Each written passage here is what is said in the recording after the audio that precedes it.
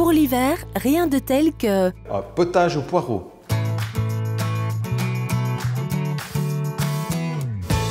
Donc pour réaliser cette recette, nous avons besoin de jambon fumé, de poireaux, de crème fraîche, de sel, de beurre, du bouillon de poule, de l'ail, de l'oignon, 2 tranches de pain au levain maison, de l'huile de colza du moulin de Stuerdu et du poivre du moulin.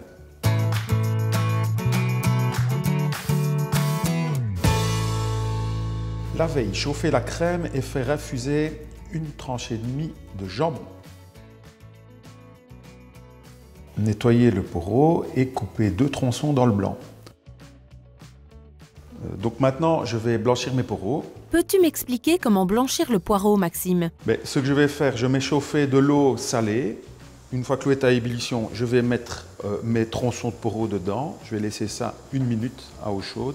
Et puis je vais placer ça dans de l'eau glacée pour couper la cuisson et garder une couleur bien verte du poireau. Blanchir les tronçons pendant 1 minute et les refroidir à l'eau glacée. Défaire ensuite les cylindres de poireaux. Émincer finement le poireau, l'oignon et l'ail.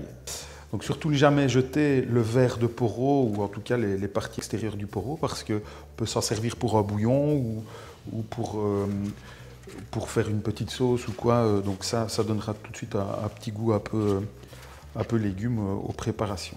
Faire suer les légumes émincés, laisser cuire pendant 20 minutes. Comment fais-tu pour faire suer ta préparation? Donc, faire suer des légumes, c'est mettre un peu de matière grasse dans une petite casserole, mettre les légumes à feu doux et cuire avec couvercle. Voilà. Donc là, les légumes vont confire légèrement. Ça va permettre aux cellules des légumes de se défaire plus facilement et de se mixer beaucoup plus facilement au mixage. Couper des cercles de pain de 2 tailles différentes, les poêler dans de l'huile de colza et réserver sur papier absorbant. Passer la crème infusée au chinois, assaisonner et mixer jusqu'à ce qu'elle soit bien ferme. Poêler la poignée de poireaux au beurre et ajouter le reste de jambon coupé en petites lanières. Dès que les légumes sont sués, verser le bouillon et faire chauffer. Mixer le potage, ajouter de l'eau si le potage n'est pas assez fin. Assaisonner.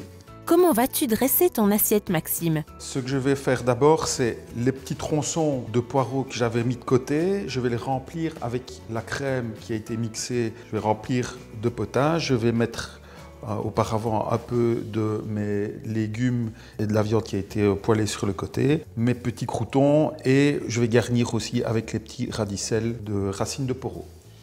Merci Maxime Renard, chef à domicile à Liège et à Namur.